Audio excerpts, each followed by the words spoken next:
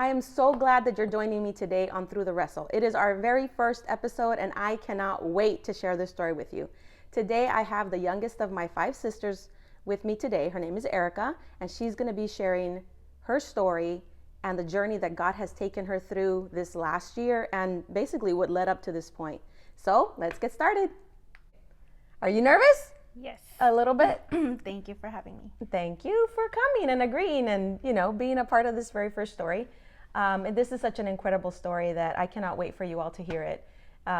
It just goes very far back, all the way back to when she was a little girl. So today we're going to be sharing something that a lot of people don't know about. So why don't you tell us what that is, Erica? That I was adopted.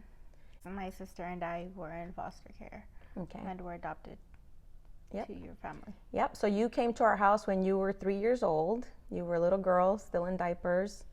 You were placed into our home under an emergency situation. You were amongst one of the very first few children. You and your sister were one of the very first few children that were brought into our home. And you were little. Your teeth weren't in the best condition. Wasn't walking correctly. Was in diaper. Wasn't healthy, wasn't eating right. Yep, malnourished. And my mom, or our mom, I guess I should say, she just took you little girls in and just loved you like her own. She cut your hairs. You had these little bowl haircuts. Yeah, I remember. Little bowl haircuts and made you both little matching dresses and just and loved you all from the very beginning, and so did I. And so eventually she was going to move to Texas, right? Yeah, she was going to move to Texas, and she decided to go ahead and adopt us as her own. Right, because the state of California would not allow her to take you all as foster children to El Paso, Texas. So she had to either put you back into the foster care system or adopt you. So in speaking to Mom, she said that the adoption process took 3 long years because there was a lot of paperwork that needed to be done, and it just took a while to get everything done. But eventually, she did adopt you. You were 8 years old. You were 8 years old when you got adopted. Do you have any memory of the adoption itself?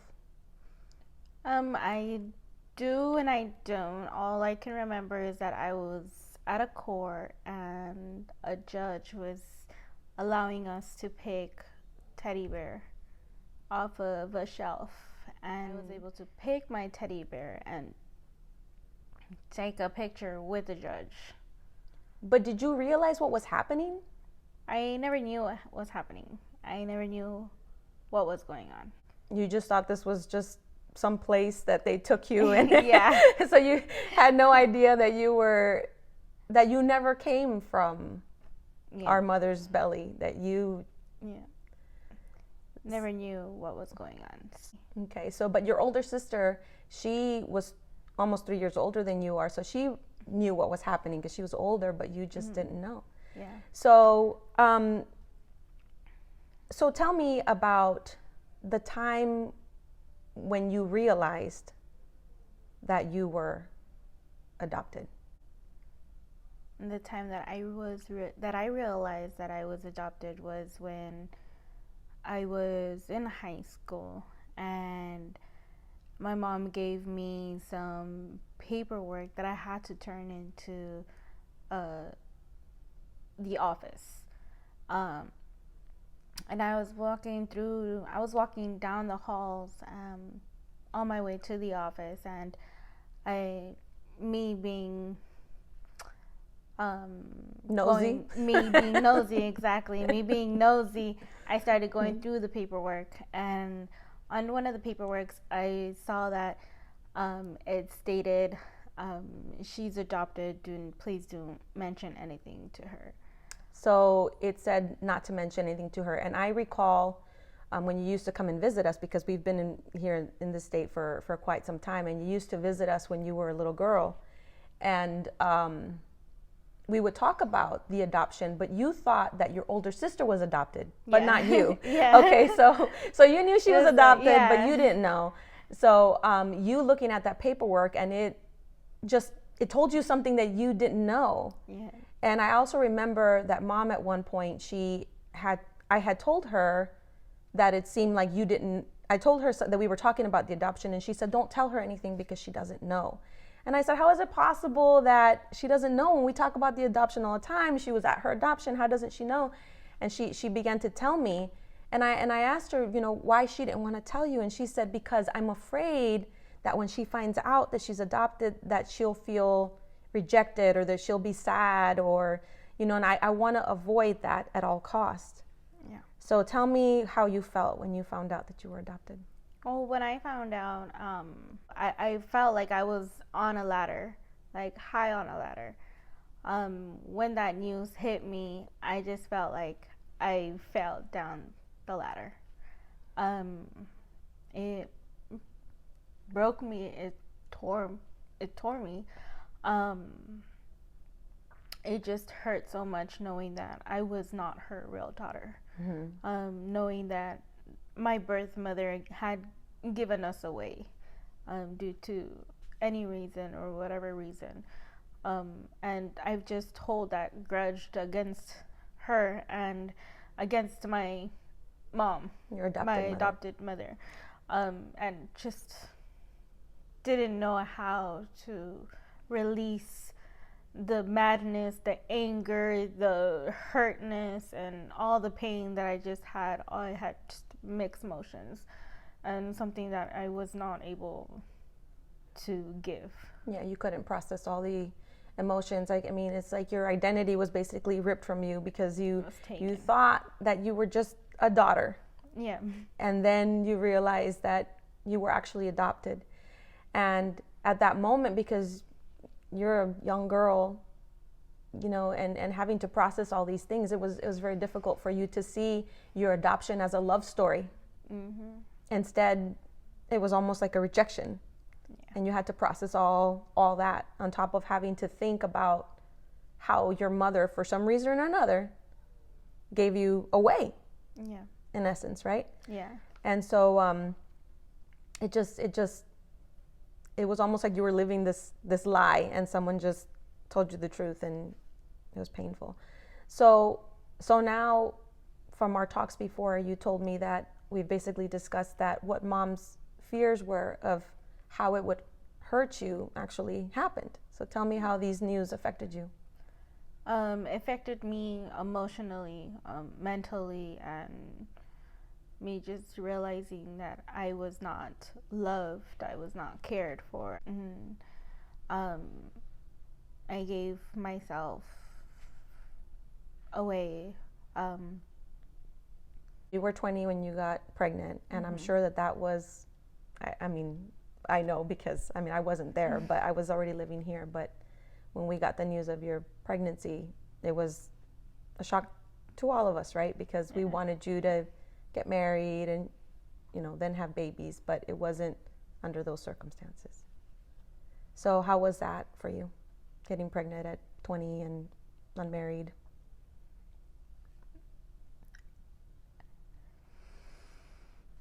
I just didn't care. I felt like I've always believed in God, and I've just given up on him and started saying, well, why? It's like, it doesn't matter. I got pregnant, so what? Mm-hmm. It's like, move on with your life. Even though we're not married. It just doesn't matter. It just doesn't matter. Mm-hmm. So, were you happy? At one point, yes. But then as throughout the years, I was not. I was not happy. I was in debt. I just gave up and started getting overweight. Started eating out a lot after having my daughter. Just like fully gave up. So I remember one time I went to visit, and you looked like you stopped caring. And I asked you, I said, Erica, don't you love yourself? And you just looked at me with those big brown eyes, and tears just welled up in your eyes, and you said, no. And I got this knot in my throat because I could tell that was the truth, that you had stopped caring about yourself, that you no longer cared about your appearance, and that you had given up, like in your mind and in your heart, your spirit was broken.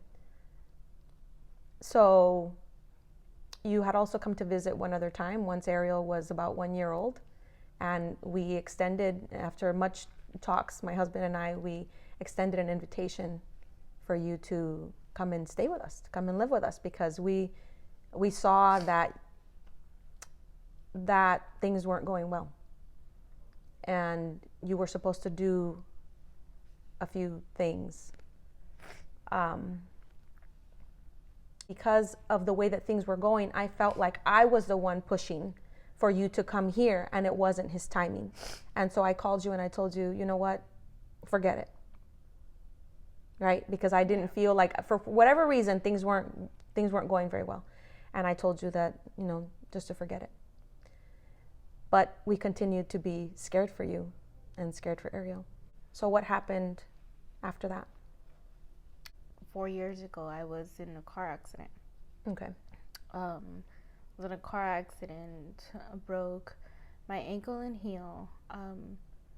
I broke my right thumb, and then I had some scars on my right arm. Took me a whole entire year just to get back up. Eventually, we went out to see you, and your leg was already in a cast. You had already had your surgeries, and you were living with Mom and our oldest sister, and they were taking care of you. Did you see them taking care of you as an act of love? Yes. You did? I did. So you recognize that? I did. That's good. Yeah, because they, family is family. Sometimes we disagree, and sometimes, but when something goes down, we're always there, right?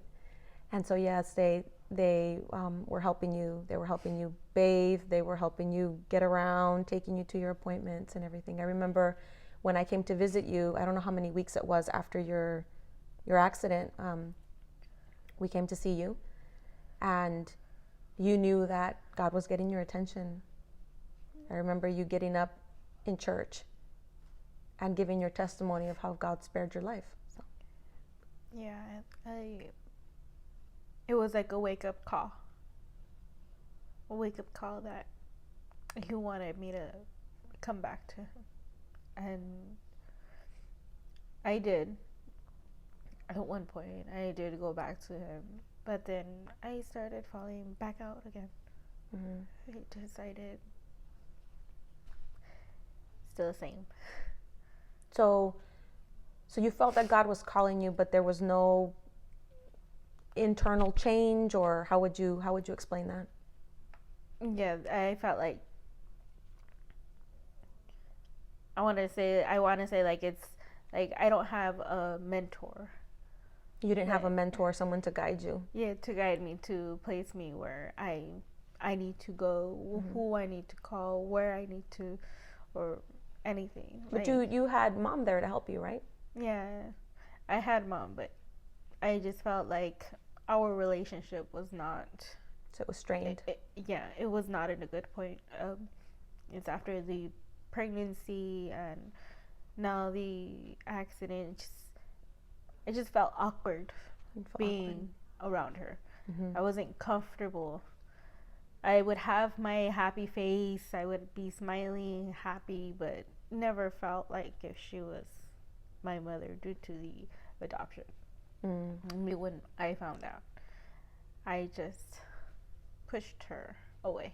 Yeah. So that that hurt became like roots, and it just dug roots deeper and deeper and deeper into you. And again, instead of seeing the adoption as being something loving, it just, like, the enemy spoke something into you and said, it's not. And he made it into something that was to be shameful or painful. So, so you heard God calling you, but you you knew that, but then you just kind of fell back into things of the world. Yeah, it's like God was knocking on my door. Time for me to open the door, and I never opened the door. Never fully. You just kind of Yeah. just kind of peekaboo, kind of peeked. I'm here. And he's knocking and he's calling you, and you're just not opening. I was not opening. I was just not ready to leave the world, I guess I want to say. To leave the things of the world. Yeah. I got you. So then my husband and I, at some point, I'm still concerned for Ariel. I mean, I was concerned for your soul too, but I felt like you were far gone. I had, and I'm ashamed to say, but I felt like there was no hope for you. I felt like you were just going to do what you were going to do, but my heart was for Ariel, because she's depending on you to guide her and lead her. And I didn't feel that you were able to do it. And so I remember at one point asking you to give her to me, and you telling me no, that you didn't want to. And I respected that. Obviously, I didn't fight you for her. And I remember bringing this conversation up many times to my husband, and him saying, no, you can't take that away from her. You can't take her daughter away from her. If it was a different circumstance, if Erica was in jail or, a drug addict or something, then that would be a different story, but you can't take her away from her. And I remember just insisting, throughout the many years. And this last year in 2020, we have this pandemic. You're struggling to pay your bills, and you're asking me for money. You're asking my other sister for money to pay rent, and because you're not paying this bill to pay this bill to pay the rent, so you don't get evicted, and you're just kind of doing that. And talking to my husband again, and I said, look, we need to help them somehow or another. And he said, either they both come or neither of them come. And so for me, he didn't have to tell me twice. Right? He didn't have to tell me twice. I'm just like, hey, let's get on the phone. Let's get this done. So we called you and we said, hey, we want to talk to you. So tell me about the day that I told you that. Tell me about the day we had that conversation. I remember that call. It was the day that I was working. I remember getting the call, and then after I got out of work, I went to go pick up Ariel from daycare, and I had my friend with me. And I had mentioned to her, I was like, hey, so my sister called me and she wants to talk to me. And I have a big feeling that she's going to ask me to move in with her. Like, for us to fly down there and move in with her. And if she says that, if that's what she's asking me, if that's what she's calling me for, I'm going to say yes. Because the previous times that she has called me and asked me, I've always rejected them and always regretted saying yes. Or saying no. Or saying no, Yeah. exactly. And and my friends, she will be like, go for it. There's nothing for you here. Nothing here for you. Like, you have your blessing. You have my blessings. She's like, I'll miss you, but we'll keep in touch. Right. And I mentioned it to my other friend as well, and she told me the same thing. So it was like God speaking to them as a confirmation. Yeah, as an encouragement to move forward. But I'm I'm sure it wasn't an easy decision still. It wasn't. And I remember telling you that this was going to be difficult. It was. I mean, I told you, I said, this is, it sounds great, but it's going to be a battle. It's going to be a struggle. Battle. And then I remember I told you, you're not always going to like me. Yeah. I did. I told her, you're not always going to like me. I know I'm like the fun sister, but you're not always going to like me. Yeah. Because I know what it's like for people to move out of something that they've been used to doing, and then someone telling you, you're doing it wrong. Yeah. You have to change your ways. Yeah. Or and I knew this was going to be difficult.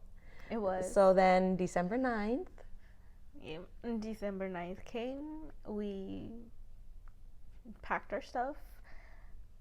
First, I have to say I was thankful that my job was able to allow me to bring my job with me. That's right. I was thankful that they were able to understand that it's a new change, a new move, and I was able to bring them with me. Yeah, so you were able to move here with a job, which was a great thing because we needed you to have insurance. Right? Yeah, so it was a true blessing. It is still a true blessing that you were able to bring your job with you because you just hit the ground running, right? You just were here a couple of days and logged in and started teleworking, so that was a blessing. So we also have to tell our viewers that you had a lease that you were breaking, and you were responsible for paying all the months that you weren't living there. And so we were praying that God would bring a tenant, right? But you had acquired some debt from before because you had not been paying all of your rent, so you were kind of behind on that. I was behind. Yeah, I was also like, I want to say like a month and a half that I was late on my rents. And that also made the bill a lot higher than I expected. So your very first blessing when you got here? My first Sunday in Virginia was that God was already speaking to me. Yes.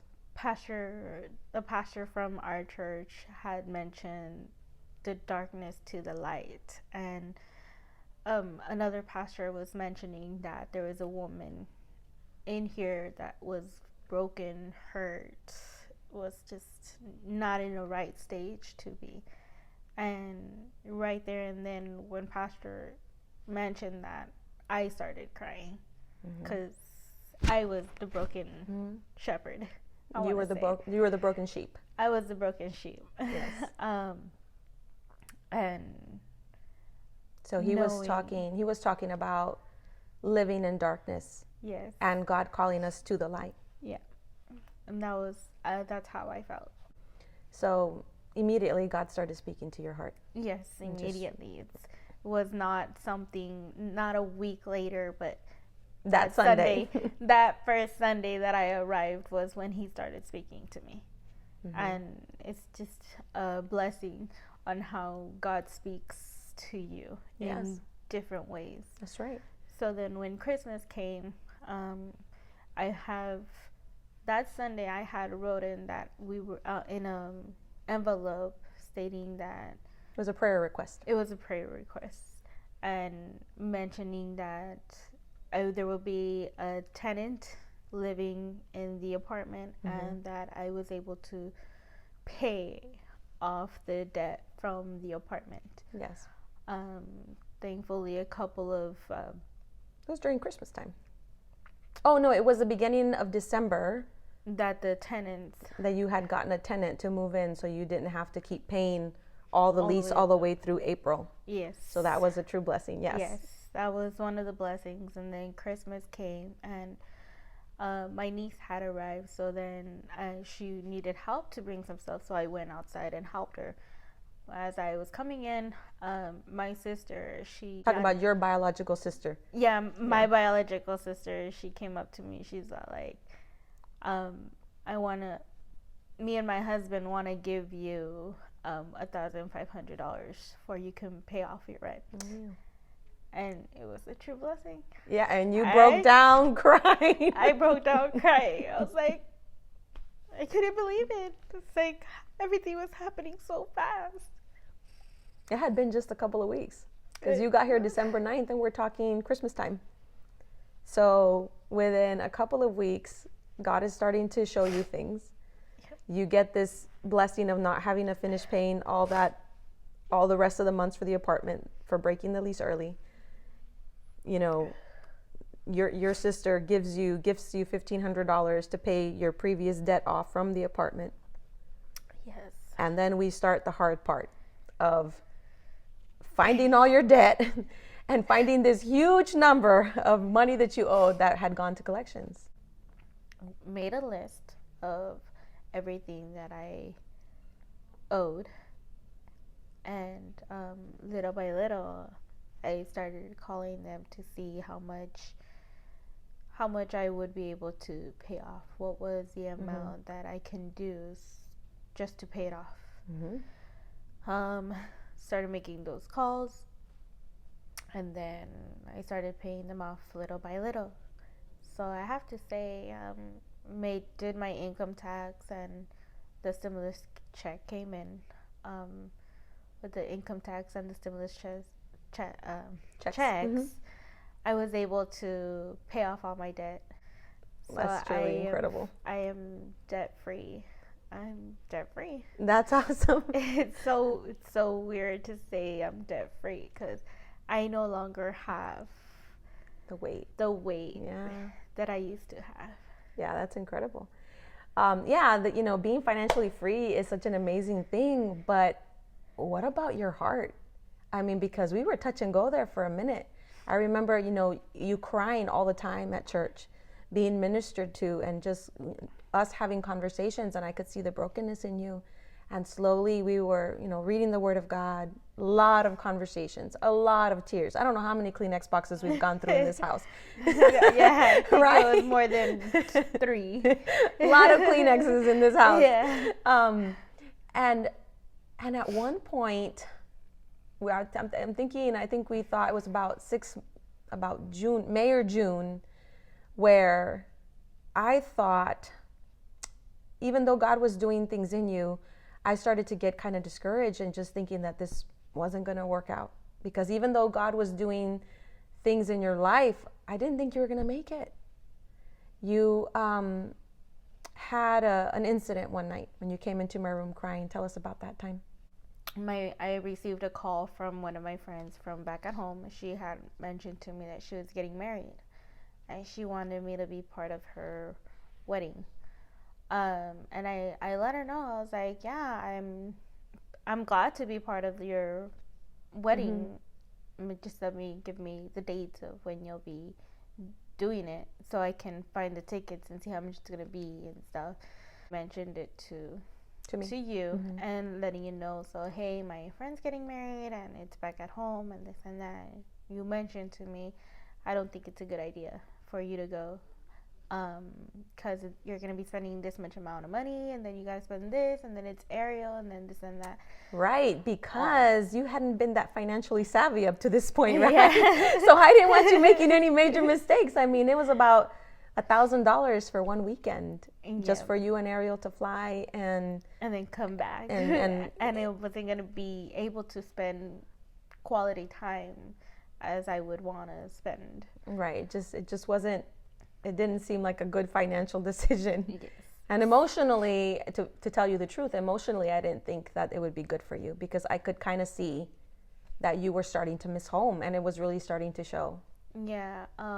So then I was sitting down in the dining table doing my homework, and I was going through my phone. I was going through Snapchat, and I was going through Facebook, seeing all my friends having a great time on a weekend. It was a Friday or a Saturday.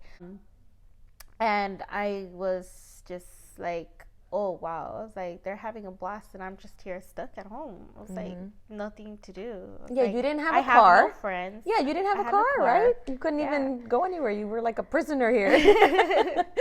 I was, and that's how I felt. Working from home and no friends, no car, no money. I had money, but we were saving it. I was saving it. So I was pretty much a prisoner, and I started crying because it was something that I was missing home. Mm-hmm. I was just missing home, and I don't know how to keep this pain that I miss home. I want to go home. I want to go home. I want to go back with my friends. I want to do what I used to do. And everything, but then I just like, okay, I was just feeling overwhelmed. Mm-hmm. So then I closed my laptop and I went upstairs, took a shower, but in the shower I was also crying. I was just crying and crying and crying, and I was like, okay, I think I'm done crying. I got out of the shower, but I still continued crying. I was trying to figure out how I can call you because you were downstairs watching TV. I was trying to figure out how I was going to call you. Me trying not to hear that I was crying, and you were trying to hide it. yeah, I was trying to hide it from you and brother. So Brother's my husband, by the way. brother. So then thankfully you went upstairs, you closed the door, and I quickly changed and I knocked at your door. I told you, I was like, I just went inside the door and I just started crying, and which scared you. Yes. Because I saw it in your face. Yeah. You got scared and you just asked me, what's going on? What's going on? What's going on? And I just told you, and I was like, everybody's having a great time and I'm just stuck here. I was like, I don't go out, I don't do anything. It's just only homework, work, and that's it. Yeah, I remember trying to tell you that it wasn't always going to be this way, because I knew that it was difficult for you, but I remember telling you that it's not always going to be this way. You'll get a car eventually, you'll have your freedom. If you want to go somewhere with Ariel, I'll take you. It's not a problem. So I was trying to give you some options as to how you could feel like you had a little bit more freedom. But you were new here, recently new, and the pandemic, like you said, it kind of made everything a little bit difficult to make friends. And then when you're new to an area, it's always kind of hard anyway. Yeah. Friends. To make friends. But I try to encourage you that it wasn't always going to be like that. Yeah. And that things would get better. But at that point, as I'm trying to encourage you, I'm feeling more and more discouraged, because I'm thinking, oh my gosh, like one day she's going to just come out and be like, I want to go back home. And all of this that we've done so far will just go back to the same thing. You just end up going back to the same thing that you've always done. I remember getting counsel from my church pastor, and him just saying, this isn't for you. Like, it's God that's going to make the changes in her. And you have to have faith. And that's the hardest thing to have. To have faith is to believe that something is going to happen, that there's no evidence that it's happening. You've received tons of blessings up to this point, but in your heart, I still felt like you were fighting and you were resisting.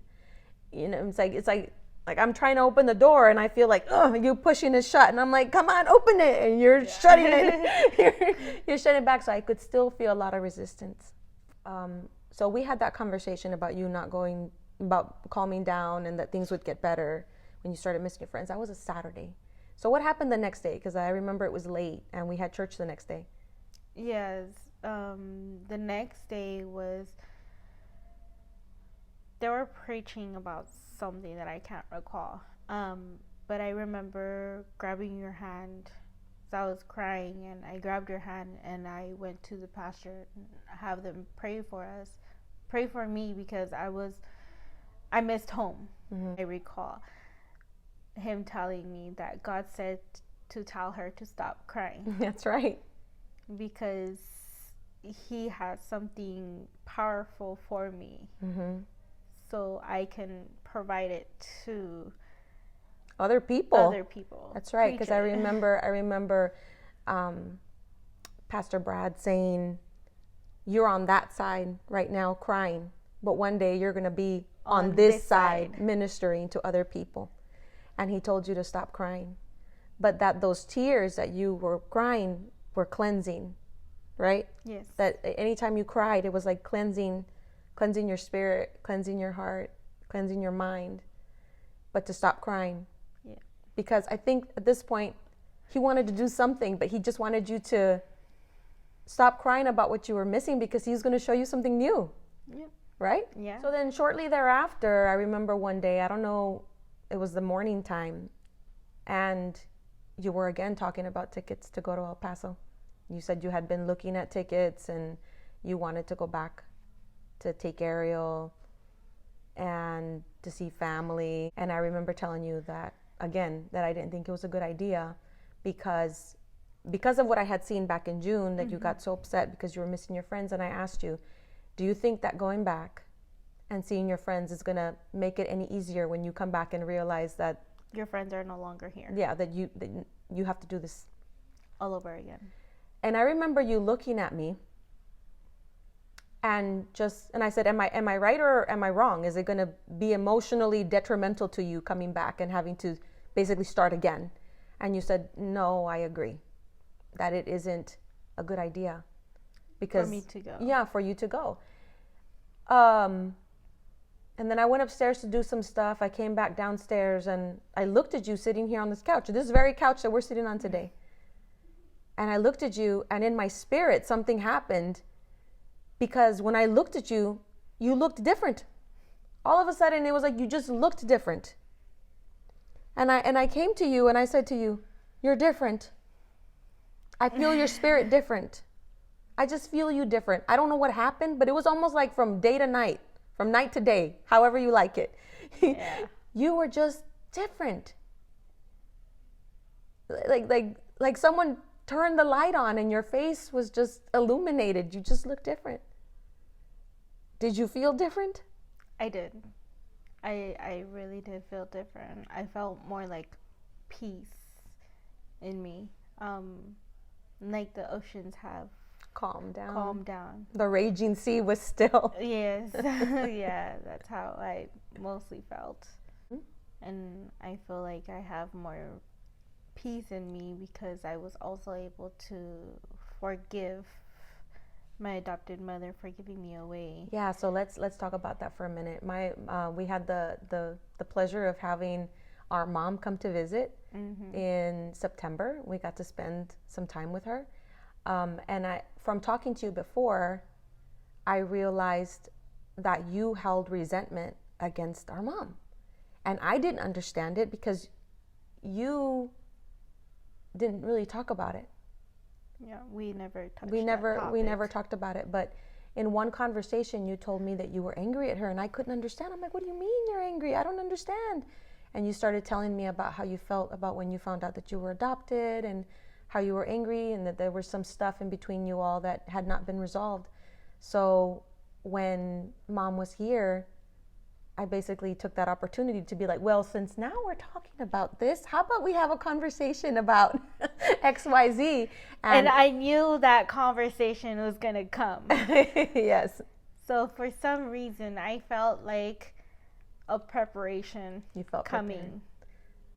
It didn't start off so well. No. But thankfully, It ended well. It ended well. It ended well. Me forgiving her and her forgiving me for the pains that I've had, the angriness, the emotional mixtures against her. I was able to reopen that from her. Yeah, that's so amazing. That's something that I really had prayed would happen. But in you finding forgiveness for mom and you all exchanging that, all of a sudden you also found forgiveness for your mother, right? For your biological mother, I guess I should say. Yeah, for my biological mother, I was thankful that she gave us away.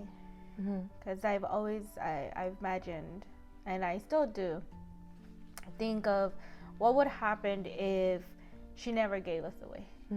What would have happened if I actually stayed there?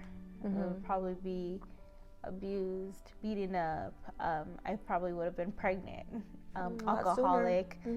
I could have been doing drugs. Right. So just so our viewers know, your mother was an alcoholic and a drug addict, and she had many children that were taken from her and put into foster care. Yep. And but after having that conversation with our mom, you didn't see the adoption now as a bad thing. You saw it as a blessing.